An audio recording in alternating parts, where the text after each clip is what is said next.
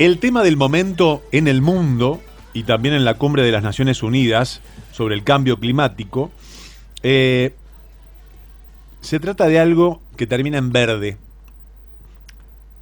Y días pasados, justamente, en lo que acabo de mencionar en la cumbre de las Naciones Unidas sobre el cambio climático, el gobierno nacional confirmó la intención de convertir a Argentina en un polo mundial productor y exportador de hidrógeno verde. ¿Ustedes saben de qué se trata el hidrógeno verde? ¿Para qué sirve? ¿Cómo se produce? Agustín Sigal es doctor en física, investigador del CONICET y docente universitario, y nos va a explicar de qué se trata toda esta historia. Doctor, ¿cómo le va? Sebastián Shapiro lo saluda aquí en Duplex, en LU2 de Bahía Blanca. Gracias por atenderme, Agustín. Buenas tardes, Sebastián. Muchas gracias a ustedes por comunicarse. El gusto es mío. Agustín, ¿qué es el hidrógeno verde y para qué sirve? El hidrógeno verde es un combustible alternativo. Se deben diferenciar las fuentes primarias de energía de los vectores energéticos. La energía solar, la energía eólica, el petróleo, el gas de pozo, la energía geotérmica, son fuentes primarias de energía, son las fuentes que nos proveen la energía, y a ellas hay que disponerlas, transportarlas, distribuirlas, almacenarlas. El problema de las energías renovables en el mundo es su intermitencia, entonces a veces disponemos de muchos vientos en meses que no tenemos tanta demanda, o en días que no tenemos tanta demanda, igual con lo solar, a la noche demandamos más energía de la que podría disponer, digamos, cuando baja el sol. Entonces hay que almacenarlas. El hidrógeno es una forma de almacenar la energía, ¿está bien? Sí. Y si es verde, es una forma de almacenar la energía verde, la energía eólica, solar, biomasa, microhidroeléctrica. O sea que podemos Toda decir la a la energía gente, verde, Agustín, podemos decir a la gente que el hidrógeno hay que producirlo, es un producirlo. hay que producirlo, es un transportador energético y se puede almacenar. Exactamente, y por eso el hidrógeno verde, por eso, digamos, esta noticia, que no viene solo el hidrógeno, sino ya que viene con el color, ¿no? Yo siempre digo, a ver, el hidrógeno es el mismo si yo lo produzco a partir de energía eólica o lo produzco a partir de reformado de gas natural o lo produzco usando energía nuclear. Cualquier forma de energía produce hidrógeno a partir de la electrólisis, por ejemplo, del agua, y ese hidrógeno es el mismo, no es que es verde, azul, no puedo distinguir si yo veo un hidrógeno producido a partir de petróleo o a partir de eólica, no lo puedo distinguir. Sí. Pero si yo sé cómo lo produje, bueno, eso. Entonces, ¿por qué es una noticia tan importante y el monto millonario, además del monto millonario, del monto de suma de inversión que es parte del boom de la noticia? Es porque, digamos, es parte de un nuevo proceso, de un proceso que estamos viviendo, que es la transición energética, y con las energías renovables sumándose a la matriz energética y supliendo, digamos, la caída de los combustibles fósiles, que ya comenzó en el mundo, digamos, en varios países, y no se sabe bien los picos de petróleo, porque las petroleras no te van a dar nunca la información.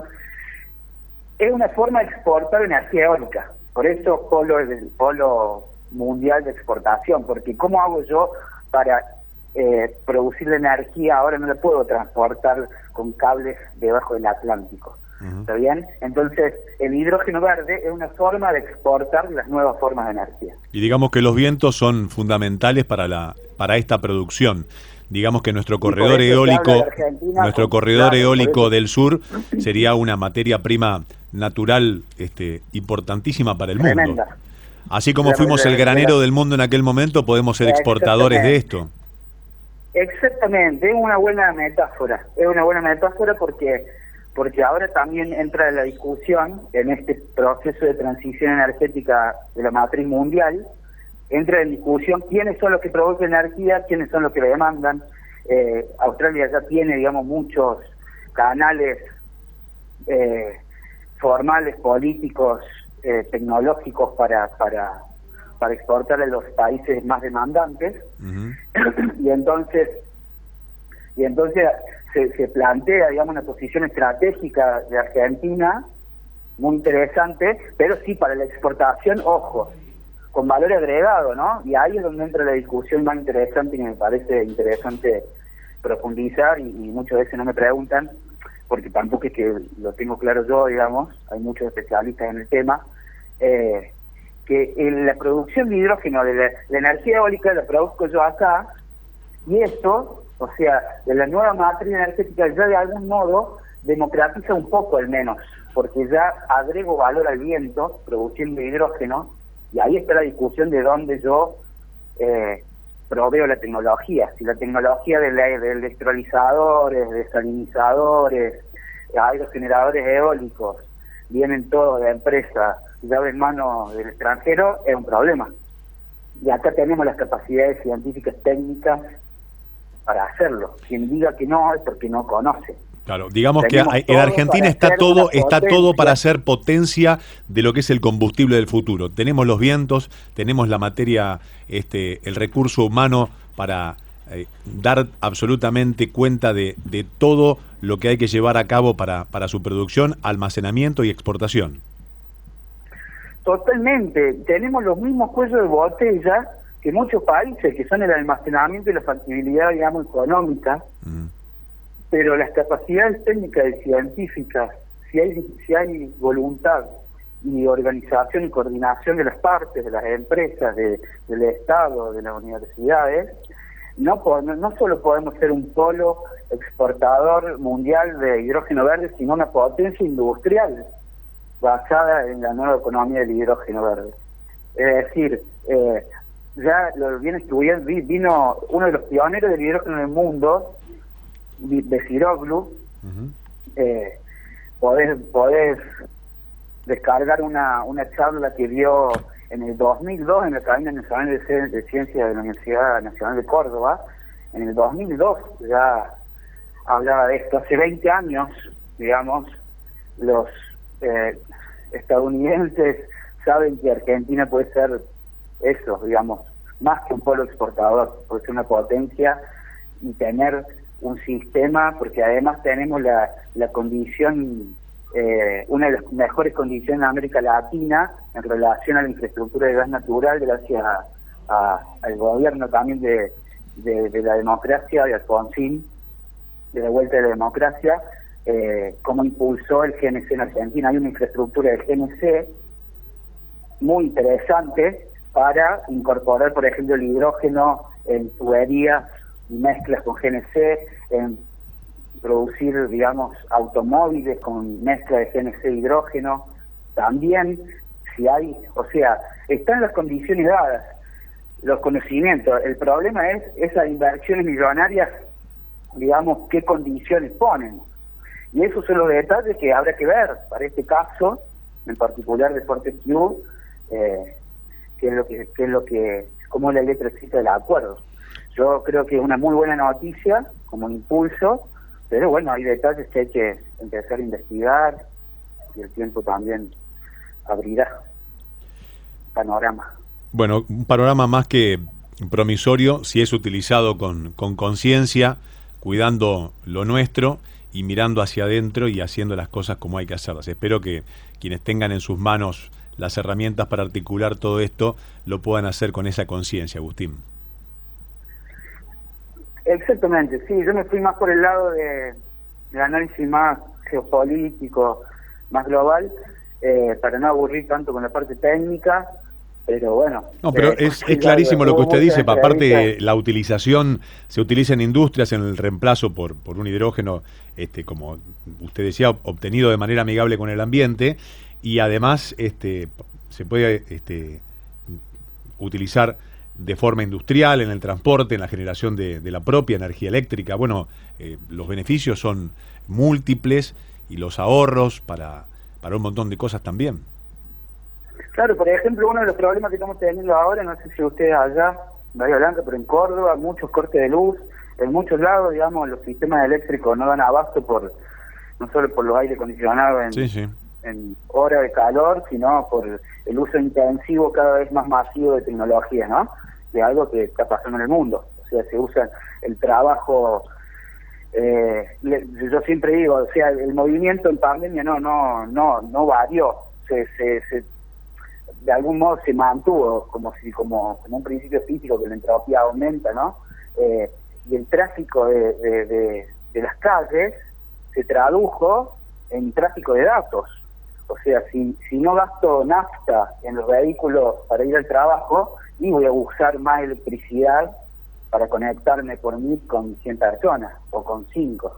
Claro. Y para estar conectado todo el tiempo en ese trabajo, que esas horas de tráfico, y eso hay curvas, ¿no? O sea, cómo bajó, el Google Maps abrió los datos para ver la movilidad, digamos, para ver cómo bajaba la movilidad en épocas de cuarentena, y yo los marchaba con los tráficos de datos accesibles, y es muy notable, digamos, o sea, es como que hay un tráfico que no varió, se tradujo en nafta, en electricidad. Bueno, es un símbolo, digamos, para entrar en contexto, es un símbolo de época de que se empieza a electrificar cada vez más la matriz energética. Necesitamos cada vez más electricidad y a veces menos nafta. Exactamente. Eso es porque no solo se están acabando los combustibles fósiles, sino también porque, bueno, hay corporaciones muy interesadas, digamos, en que esto sea así. Digo, no es casualidad que hoy ya no sea Facebook, sea Meta, como una forma de encontrarse en 3 dimensiones. Digo, y Bill Gates hablando de la pandemia, o sea, no es un análisis, ¿cómo se dice?, conspiranoico, es la realidad, digamos. O sea, yo no entro, para mí no hay conspiranoia, hay una realidad que estamos viendo, que se electrifica cada vez más, se utilizan cada vez más aplicaciones móviles, autos eléctricos, etcétera, se electrifica cada vez más la matriz, y eso demanda energía que inyecten directamente a la red eléctrica, como la energía eólica, pero también quienes disponen más excelente de energía eólica, como nosotros, ¿cómo hacemos para exportarlo? Bueno, vía hidrógeno verde. Porque el hidrógeno verde yo lo llevo a China, lo meto en celdas de combustible, hidrógeno, y me generan electricidad, me devuelven electricidad con un 80% de eficiencia. Ahora bien, en esto de la matriz energética es muy interesante. Yo descubrí ahí, a pocos días del anuncio del presidente del acuerdo con Fortescue, con esta empresa, con esta firma australiana, salió una noticia que inauguraron el primer tren a hidrógeno ultramoderno en China. Uh-huh. Ahora bien, ¿sabes para qué lo utilizan? ¿Para qué? Para transportar carbón. Qué loco, ¿no? Es como un símbolo de época también, es decir, estamos en un momento, esto es análisis más ensayo, pensamiento personal, pero claramente eso es como un gran símbolo en China, digamos, ese tren hidrógeno que transporta carbón, de lo que significa la transición energética. Se habla mucho de transición energética científicamente. ¿Y hacia dónde va esa transición energética, Agustín? En los países que están en condiciones de hacerlo, ¿no? Claro, o sea, estamos en el punto de inflexión, de algún modo en ese punto grande de inflexión, en lo que se llaman escenarios BAU o escenarios URRE, ¿no? Escenario BAU significa business as usual, es decir, seguimos con los negocios como venimos. Sí, la vieja usanza. Sí. Business, claro, la vieja usanza es como la curva menos prometedora. Y después tener los escenarios más prometedores, que son los URRE, que es uso racional de la energía también, porque, digamos, hay que hablar de la eficiencia energética también, ¿no? Es decir, hay un montón de políticas públicas posibles todavía para hacer mucho más eficiente la red, desde los usuarios a los grandes consumidores y demandantes. Entonces, me parece que estamos en ese punto de inflexión, y esto es a título personal, creo que es un poco intermedia, tirando a business as usual, digamos, la curva. Va a seguir un poco por ahí, porque las grandes petroleras son las que están invirtiendo en energía, es decir, siguen algunos negocios, y la transición es progresiva. El problema es que después la naturaleza y el cambio climático, digamos, hace que eso se modifique o no, uno no tiene la bola de cristal, ¿no? Seguro. Agustín, gracias por atenderme, por estos conceptos y por su tiempo. Muchas gracias a ustedes. Un abrazo. Gracias, Sebastián. Hasta luego. El doctor en física, investigador del CONICET y docente universitario Agustín Sigal, a propósito del hidrógeno verde, qué es, para qué se usa, cómo se produce. En Argentina tenemos todo para utilizarlo, para realizarlo y para exportarlo. ¿Seremos capaces?